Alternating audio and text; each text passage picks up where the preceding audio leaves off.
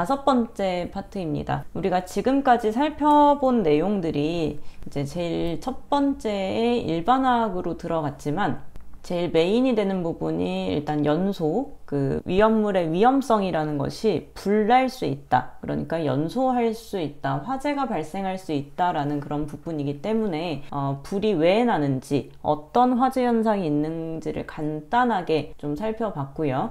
그리고 이 불나는 것을 어떻게 끌 것인가, 소화를 할 것인가에 대해서 이거는 연소보다 조금 더 비중을 높게 두고 보았습니다. 어쨌든 사고가 난 것에 대처하는 자격을 이제 주려고 하는 시험이다 보니까 사고에 대한 대처를 위해서 소화에 대한 비중이 연소보다 조금 더 컸고요. 그리고 지난 시간까지 위험물의 종류 1류부터 6류까지 어떤 종류가 있는지, 그 위험물들의 특성은 어떠한지들을 봤고, 이 위험물들이 취급되는 공간은 일반 우리가 실생활에서 자유롭게 볼 수 있는 그런 공간이 아니라 법적으로 규정된 공간, 법적으로 규정된 장소인 제조소 등에서만 취급할 수 있습니다. 위험물을 취급할 수 있는 공간에 대한 내용입니다. 그래서 오늘 제조소 등에 대한 내용을 한번 다 정리를 하도록 하고요. 이 전체적인 내용이 사실 위험물 안전관리법에 대한 내용들인데 크게 분류할 수 있는 것들을 앞에서 굵직하게 다루고, 여기 앞에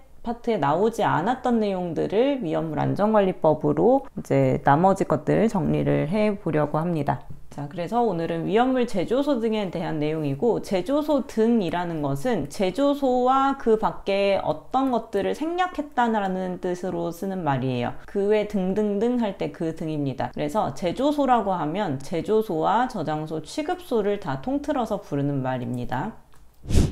첫 번째 챕터를 보시면 위험물 제조소인데요. 먼저 제조소를 들어가기 전에 제조소 등이라는 것은 무엇인지 살펴볼 필요가 있습니다. 자, 우리가 보는 위험물은 이제 위험물 안전관리 법령상 법에서 정의한 내용으로 위험물이라는 것은 인화성이나 발화성, 즉 점화원이 있을 때 불이 붙는 것이 인화성이고, 점화원이 없어도 주변의 온도가 뜨거워서 불이 붙는 것이 발화성입니다. 자, 이런 불이 날 수 있는 성질을 가지는 것으로서 대통령령이 정하는 물품을 말합니다. 자, 이 지금 표시한 부분들, 동그라미 친 부분들은 실기에서 빈칸으로 나올 수도 있고, 실기에서는 이 위험물에 대한 정의를 고르는 부분으로 나올 수 있으니까 체크를 꼭 해두시고요. 그리고 지정 수량은 위험물별로 이 용량, 2kg 이상, 2리터 이상 이 되면은 위험한 성질이 생기는 그 최소한의 수량입니다. 그래서 이 지정 수량, 위험한 것으로 정해진 수량을 넘어서게 되면 그때부터는 설치 허가를 받아야 하고 법적인 규제를 따라야 하는 그런 기준이 되는 수량으로 대통령령이 정합니다. 자, 그래서 이 정해진 수량, 예를 들어서 100kg이 지정 수량의 물질이 있다. 이 위험물이 10kg 있을 때는 법을 그렇게 막 엄격하게 지키지 않아도 괜찮아요. 이때는 법이 아니라 시, 도의 조례, 시나 도에서 정한 규칙 정도를 따르면 되지만, 이 100kg이 넘어서는 뭐 200kg, 300kg은 물론이고요. 100kg이 넘어서는 순간부터는 위험물 안전관리법에 적용을 받습니다. 그래서 지정 수량은 그 지정한 수량 이상부터 인화성이든 발화성이든 산화성이든 그 정해진 위험성을 띠기 시작하는 수량이 된다는 거, 이 정의로서도 알고 계실 필요가 있습니다. 자, 제조소는 위험물을 말 그대로 제조하는 목적입니다. 자, 만들어내기 위한 목적인데요. 화학물질은 어떤 반응을 통해서 만들어냅니다. 뭐 쉽게 표현하자면 요리와 같다고도 볼 수 있는데, 어떤 A와 B라는 물질을 적절하게 섞었을 때 C라는 물질이 될 수도 있고요. 뭐 특정 온도에서 반응하게 되면 C가 아니라 D가 생길 수도 있고, 이런 식으로 반응을 통해서 만들어내는 공간을 제조소라고 부를 거예요. 그리고 저장소는 이 만들어진 위험물을 저장하기 위한 공간입니다. 그리고 취급소는 제조 외의 목적으로 취급한다 라고 되어 있는데, 저는 좀 받아들이기 편하게 하기 위해서 판매하는 곳이다 라고 표현을 하겠습니다. 엄격하게 따지자면 제조를 하지 않는 그 밖의 장소들은 다 취급소가 되는데, 일반적으로 취급소에서 하는 일이 그 위험물을 판매하는 곳이 많아요. 제일 대표적인 게 주유소입니다. 자, 주유소와 같이 위험물을 제조 외의 목적으로 취급하기 위한 장소인데, 제조소든 저장소든 취급소든 모두 대통령령이 허가하는 장소입니다. 대통령령이 정하는 장소로서 허가를 받아야 그 장소에서 위험물을 취급할 수 있는 곳입니다. 그래서 우리가 제조소 등이라고 하면 앞으로 제조소뿐만 아니라 저장소, 취급소까지 다 포함하는 말이다라고 보셔야 되겠고, 그러면 이 제조소, 저장소, 취급소에는 어떤 종류가 있는 것인지 굉장히 중요한 내용입니다. 자, 위험물 제조소는 만드는 곳이므로 야외에 설치되어 있든 아니면 실내에 설치되어 있든 제조하는 곳은 한 가지입니다. 위험물 제조소라고만 부르고요. 위험물 저장소의 경우에는 그 저장하는 공간이 안에 있는지 밖에 있는지, 또 탱크가 있는지 없는지, 지하에 탱크가 설치되어 있는지 아니면 산속에 설치되어 있는지에 따라서 총 8가지로 나눌 수 있습니다. 그래서 탱크가 없이 그냥 일반적인 플라스틱 용기 같은 곳에 저장을 하는데, 그 플라스틱 용기를 건물 안에 놓는다. 그럼 옥내 저장소라고 할 거고요. 건물 밖에 놓으면 옥외 저장소, 그리고 옥 내에 건물 안에 탱크를 두고 거기에 위험물을 저장하면 옥내 탱크, 그리고 건물 밖에 탱크를 굉장히 크게 설치해서 웬만한 아파트보다 크게 설치해서 위험물을 저장하면 옥외 탱크 저장소, 이동 탱크 저장소는 고속도로 같은 곳에서 많이 볼 수 있는데 차량에 탱크가 달린 거, 그리고 지하에 탱크를 설치해서 주유소 밑에 항상 설치가 되는 거고요. 간이 탱크 저장소는 용량이 작은 탱크로 임시로 저장하는 곳, 그리고 안반 탱크 저장소는 해외에서 이렇게 위험물, 특히 원유가 되겠죠. 원유를 수입해 왔을 때 바로 옮기지 못하니까 배에서 내릴 수 있을 만큼 그 배가 정착할 수 있는 가장 가까운 산 속에 탱크를 설치해서 위험물을 임시로 저장하는 공간인 안반 탱크 저장소까지 이렇게 8가지 종류가 있습니다. 자, 취급소에 대해서는 위험물을 판매하는 곳, 주유를 위해서 판매하는 곳, 그리고 일반적으로 지정 수량의 20배인지 40배인지에 따라서 이렇게 판매하는 곳, 배관을 통해서 판매하는 곳, 그리고 여기에 해당하지 않는 다른 취급을 하는 곳, 이렇게 4가지가 되어 있습니다. 자, 이 종류에 대해서는 이제 앞으로도 굉장히 많이 보시게 될 거라서 익숙해지시는 게 필요한데, 필기에서는 기본적으로 이 명칭을 정확하게 알고 있는지 보기 위해서 다음 중 제조소 등의 명칭으로 옳지 못한 것은, 예를 들어서 이송 탱크 저장소라고 한다던가, 아니면 주유 저장소, 이런 식으로 약간 말을 이렇게 앞뒤를 바꿔 놓습니다. 그래서 이 명칭을 정확하게 알고 있는지 모르고 있는지를 보려고 하기 때문에 이 명칭들이 그냥 눈으로만 익히는 게 아니라 정확한 명칭을 이 표대로 쓰실 수 있도록 처음에는 연습을 하고 문제 푸는 것이 필요하겠습니다. 자, 우리가 문제를 볼 때 이제 앞으로는 이 명칭을 가지고 보는 것은 아주 운이 좋아서 쉽게 나오는 문제로서 이렇게 볼 수 있는 거고, 필기 문제에서는 어떤 장소인지, 위험물 제조소인지, 위험물 옥내 탱크 저장소인지, 이런 장소에 따라서 적용하는 법령이 달라지기 때문에 어떤 장소인지를 구분하기 위해서 이 명칭을 명확하게 구분을 하실 수 있는 것이 필요합니다.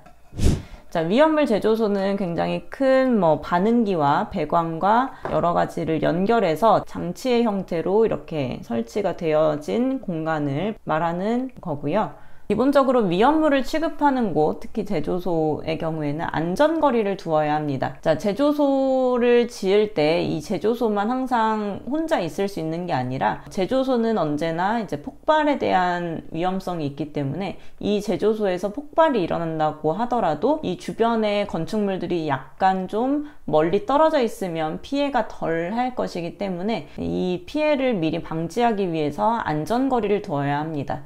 전선의 경우에는 75,000V 초과 35,000V 이하일 때 3m의 거리를 두고요. 35,000V 초과할 때는 5m, 주택과는 10m의 거리, 그리고 가스의 경우에는 20m, 학교, 병원, 극장에는 30m, 그리고 문화재와 같은 경우에는 50m까지의 거리를 두어야 합니다. 일단은 안전거리에 대한 숫자가 중요하고, 그리고 안전거리에 대한 구분으로서 예를 들어서 35,000V의 고압 가공 전선이다. 그러면 최소 안전거리는 몇 미터인가, 이런 식으로도 문제를 낼 수 있기 때문에 나중에는 이제 여러 번 반복하셨을 때 7,000V 초과 35,000V 이하와 같은 이런 범위까지 알아두시면 이제 필기와 실기에 둘 다 도움이 되실 수 있을 것 같고요. 또 50m 같은 경우에는 이런 식으로 문화재는 문화재인데 무슨 문화재인지, 유형 문화재인지 무형 문화재인지 이런 식으로 문제를 내는 경우도 있었으니까 일단은 문화재로 기억하시고 다음에 다시 이 내용을 보시게 되면 유형 문화재와 기념물 중 지정문화재 이런 부분까지도 체크해 두시면 좋겠습니다. 자, 안전거리를 모두한테 적용하는 것은 아니고요. 이런 경우에는 적용하지 않을 수 있습니다. 제조소의 경우에 육류위험물을 취급하는 경우에는 이 안전거리를 두지 않을 수 있습니다. 아예 이제 딱 붙여서 설치할 수도 있다는 뜻이고요. 그리고 방화벽을 설치할 때는 이 거리보다 단축될 수 있는데 이 내용은 뒤쪽에서 보도록 하겠습니다. 일반 취급소나 5개 취급소는 제조소와 마찬가지로 육류위험물에는 적용하지 않고 방화벽 설치할 때는 단축할 수 있다는 뜻이고, 옥내 저장소의 경우에는 사료 위험물 중에서 사석유류나 동식물유류를 지정수량의 20배 미만으로 저장하는 경우나, 그리고 육류위험물을 취급하는 경우에는 안전거리를 적용하지 않을 수 있습니다. 이런 식으로 안전거리의 규제를 받는 시설이 아닌 것, 육류위험물을 저장하는 제조소의 경우에는 안전거리를 안 할 수 있고요. 일류위험물의 일반 취급소 해당 없습니다. 안전거리 두어야 합니다. 그리고 옥내 저장소 안전거리 두어야 하고 5개 저장소도 두어야 합니다. 자, 그래서 1번이 답이 되겠고요. 이 안전거리는 어떤 제조소든가 어떤 상대 건축물과의 거리를 의미한다면, 보유공지는 이 건물을 중심으로 앞, 뒤, 좌우에 비워두어야 하는 빈 땅입니다. 상대 건축물이 없고 이 건축물을 중심으로 얼마나 비워두어야 하는지 그게 특징이 돼서 상대 건축물이 없습니다. 자, 보유공지의 경우에는 이 구조물 안에 위험물을 많이 취급하게 되면 더 위험성이 높아지겠죠. 그러면 이 주변을 넓게 비워두면 안전해질 거고요. 이 안에 취급하는 위험물이 적으면 상대적으로 위험성이 줄어듭니다. 그래서 이 주변의 땅이 그렇게 많이 비워두지 않아도 괜찮아질 거예요. 그러면 많고 적음의 기준이 뭐가 될 거냐? 제조소의 경우에는 지정수량의 10배를 기준으로 합니다. 자, 지정수량의 10배보다 작으면 이하죠. 그러면 10배까지 포함해서 10배까지는 3m의 공지를 두어야 하고요. 10배가 넘어가는 순간부터는 5m의 공지를 두어야 합니다. 위험물이 많아질수록 위험하기 때문에 공지를 크게 둬서 주변에 피해가 덜 하도록 하기 위한 것이라고 보시면 됩니다. 자, 보유공지는 이제 방화벽을 설치한 데는 적용하지 않을 수 있다는 내용이 있는데 이거는 참고사항으로 보시고, 건축물의 구조로서는 일단 제조소는 지하층이 없어야 합니다. 지하가 없어야 하는 이유는 위험물은 보통 기체 상태로 됐을 때 자꾸 밑으로 모이는 성질이 있어요. 웬만하면 이제 공기보다 무거운 성분들이기 때문에 제조소 밑에 증기가 모여 있다가 의도치 않은 점화원으로 인해서 화재가 발생하면 건물 자체를 날려버릴 수 있기 때문에 지하층이 꼭 없어야 하고요.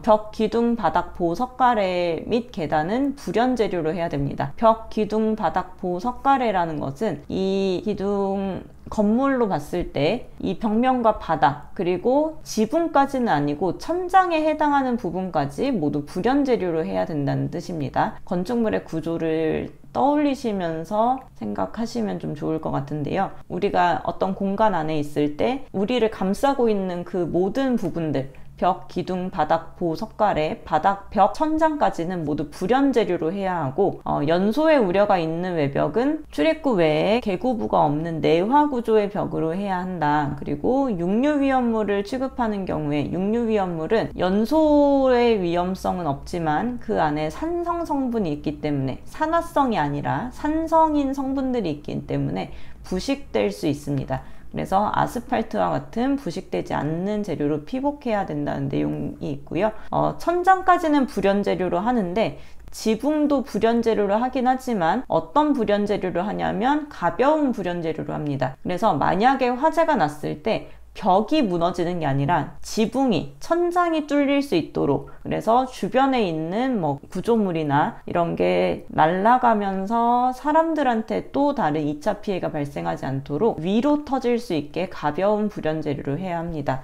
자, 그런데 이런 상대적으로 조금 안전하다고 볼 수 있는 경우에는 내화 구조로 할 수 있습니다. 그래서 앞으로 이 불연 재료랑 내화 구조 이런 내용이 많이 나올 텐데 이 내용에서 불연 재료가 더 강한 물질이다 라고 생각하시면 좋을 것 같습니다. 자, 이류 위험물의 인화성 고체와 분상, 가루상의 것을 제외하고, 그러니까 이류 위험물의 황유적에 해당하는 황화린, 유황, 정린 같은 경우, 그리고 사료 위험물 중에 지정 수량이 큰 사석유류나 동식물 유류 같은, 그리고 육류 위험물의 경우에는 상대적으로 덜 위험하다고 볼 수 있는 위험물이므로 내화 구조로 한다는 거고요. 그리고 밀폐형의 구조로 적절한 조치를 한 경우에도 내화 구조를 할 수 있다.